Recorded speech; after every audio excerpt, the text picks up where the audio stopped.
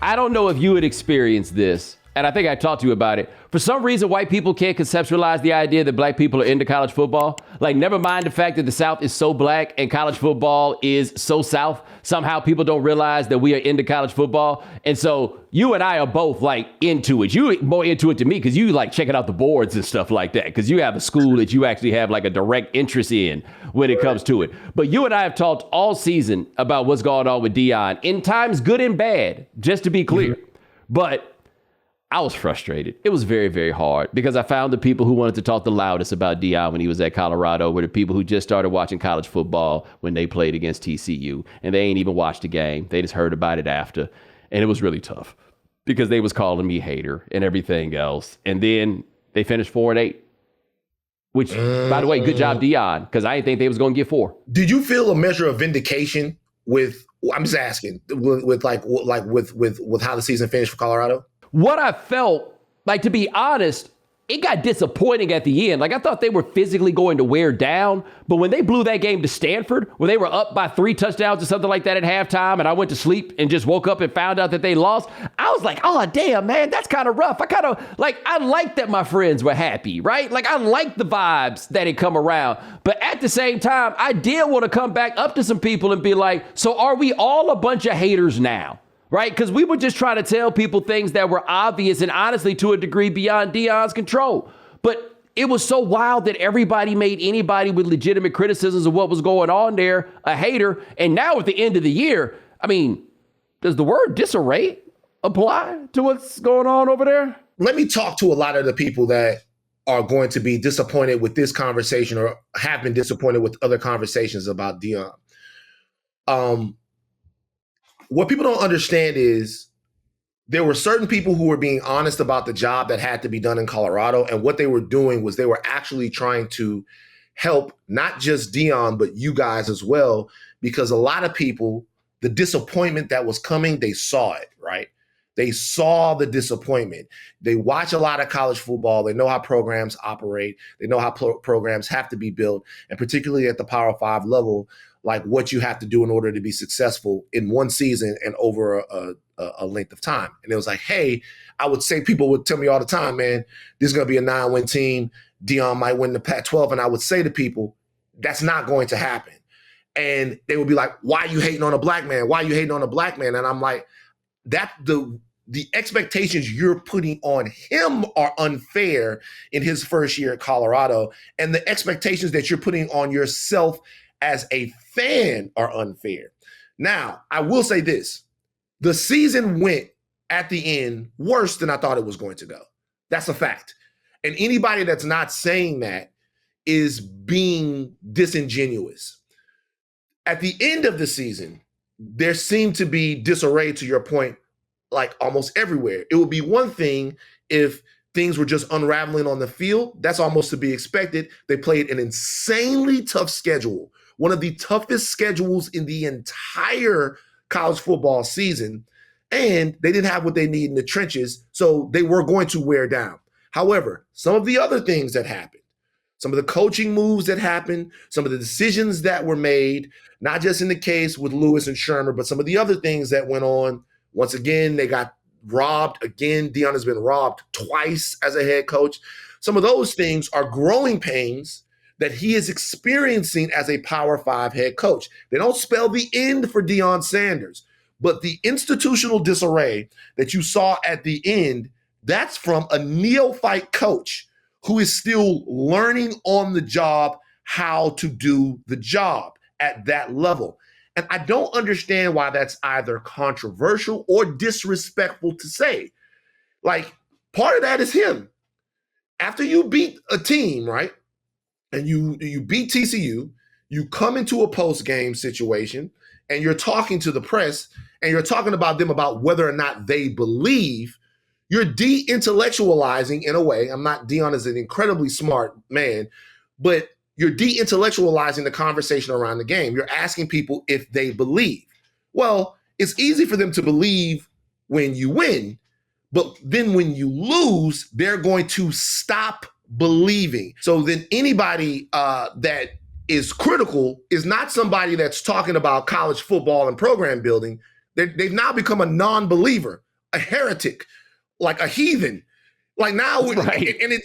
and now we can't talk football anymore. So yes, there's disarray. Yes, he needs to get better as coach. Yes, at the end of the year, a poor coaching job was done, and I think that's okay to say. Colorado, the program got better. Colorado, the team got worse over the course of the year, which is a telltale sign that he's still learning on the job as a coach. But the question is, how good can he be? How good will Colorado be? I still think he can be very good. I still think he can and will win there. But we have to be honest about what happened this season. What happened this season was they flew out the gates, captivated everyone, and then the team got worse and worse and worse till they could no longer compete. And that's just what happened. I look at the whole thing, and I think that just about everything you said was correct, right? Do people realize that they weren't taking him, his football team, or his program seriously? Right? Like I saw Sports Illustrated made Deion their Sportsman of the Year, and there's a lot of factors about whether you'll be Sportsman of the Year. Chief among them, will you buy a table at their little banquet that they have for that? That's a real big deal, like in terms of whether you're going to get that honor. And it doesn't mean the same thing that it used to mean back in the day, but it's still a thing. But what's so wild about that to me is, do people realize how unseriously they took Deion and his whole operation? Like nobody was thinking about this on the front end. And I'm not blaming him necessarily. Like I think there's some unserious elements to the way that he has comported himself as the coach and the way they set the program up and everything else. But I'm talking about the people who observe and watch him. Like, for example, Deion said at some point when they were, it was looking bad toward the end, they were speaking about the potential of them going to a bowl game. And he's like, I'm not worried about going to a darn bowl game. What are you talking about? You're not worried about going to a bowl game. For a team like this, going to a bowl game is extra practices. It's more chance to work everything else. Teams all the time talk about when they're at that level of their ascent, the importance of going to a bowl game and how that, affects your building or whatever it is.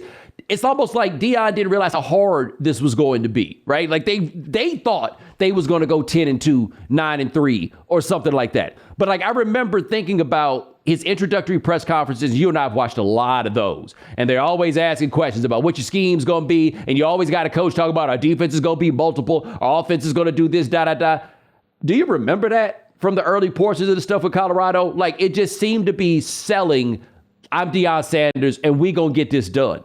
And I think that he could sell the vision of the program very clearly, and there's something really cool about it. I think that the high school recruiting part for this year, people are making too much out of that. They've always had a plan to basically try to get all these transfers, but you can't build a serious offensive line strictly off of transfers. This doesn't work. Like if you evaluated him the way that we evaluate football coaches, you stop and you're like, hey guys, there are a few parts of this plan that I don't know if they can work. You think it's so cool that Travis Hunter plays two ways. I'm asking why Travis Hunter gotta work double shifts every day. Like we haven't stopped to like bring up the point that he has to do that because they don't have enough players. They don't have enough bodies. Deion Sanders took a beating last year, unlike any quarterback I can recall seeing, to the point where he just couldn't keep going. But I thought all these things happened and we evaluated Deion as a phenomenon, right? Like as a media story.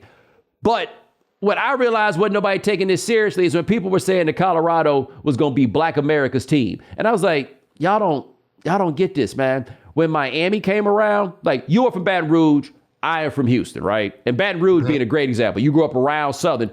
Black folks at Southern, in Baton Rouge, a generation ahead of you are not LSU fans. They are Southern fans. We did not participate in what was going on with the local schools because the local schools were not participating with us, right? So when Miami or Florida State or those schools come around and they got all those black people, USC before that, those could be like a Black America's team, like Georgetown was in basketball, because there wasn't full integration yet, right? Those were the teams that showed us love. But now you look up and you fast forward all these years, black people root for the same teams white people do, the local teams, because the local teams now look like them. They now reflect them. And so all these people who showed up and were like, yo, Colorado's Black America's team, that's how I know you ain't serious about this and how I know you're not a college football fan, because you would have already had a goddamn team. You wouldn't be looking at Deion like that. You'd be looking at Deion like he competition. So the reality is this, what you're saying is gospel, especially. So I grew up in a house where my mother went to LSU, my father went to Southern, right?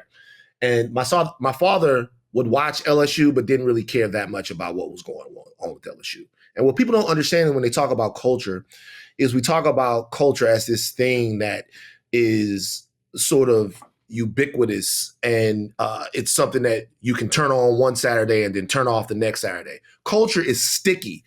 There's viscosity to it. It drips off of you. You can't help it.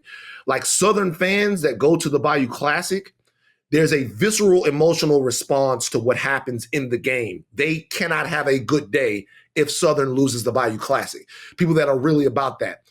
The Baby can't bring that to a school. The Rock can't bring that to a school. That has to be inherited. It has to be taught. I mean, you can try to start it, but it's not going to happen overnight. So when we're talking about and I think this is another thing when you're asking a question about Colorado, you're asking really about two different C's: culture versus cosmetic, right? Like substance versus cosmetic. And what is there? Can there be a culture established? Sure. But black culture is the toughest culture to attain because it's really attained through loyalty, pain, and sacrifice. Ingenuity built black culture. The making food taste good when it was slop. Making music about how bad your life is, worshiping because that's the only connection that you have to something that makes you feel full in a country that denigrates you. Black culture is costly. So when something becomes black, even the HBCUs that we're talking about, they're there to educate ex-slaves, right? The culture that is built from those schools, there's a price for it. And Colorado has not paid a big enough cultural price for a lot of black people to care if it's not the cool thing to care about. If it's the cool thing to care about, then it's like any other fad that could exist. But if you're telling something that is Black America's team, like if it's Black America's team, there has to be some foundation there, right? It was the thing that we cared about for a little while, but there have been other things that we cared about for a little while. Justin Timberlake, we cared about for a little while. and then you know what I mean? And then we stopped. So I think for Deion, the question for me is going to be this. You talked about press conferences. He didn't talk about any of those things in press conferences, partly because he wasn't asked to, Bo. Right, that's what I'm saying. They weren't taking him seriously. Yeah, no one worked the press more than Deion did. Colorado, they lost 8 games. I'd say he won. He was 11-1 in press conferences. The only one I'd say he lost is the one where he was sick.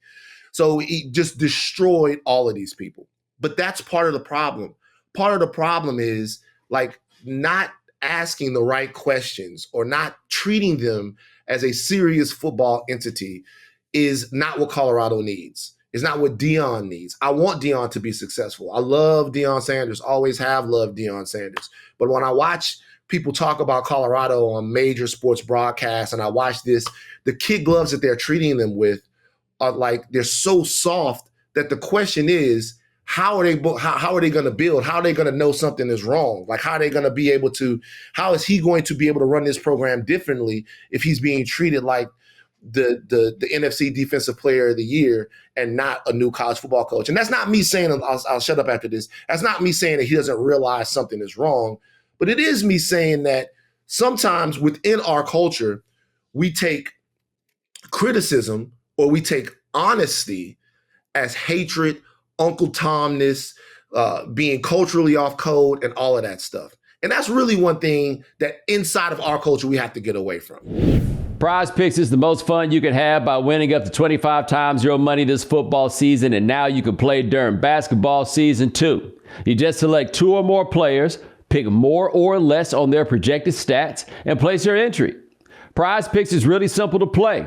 You can make our picks and submit your entry in less than 60 seconds. So make sure you go to prizepicks.com/Bomani and use code Bomani for a first deposit match up to $100.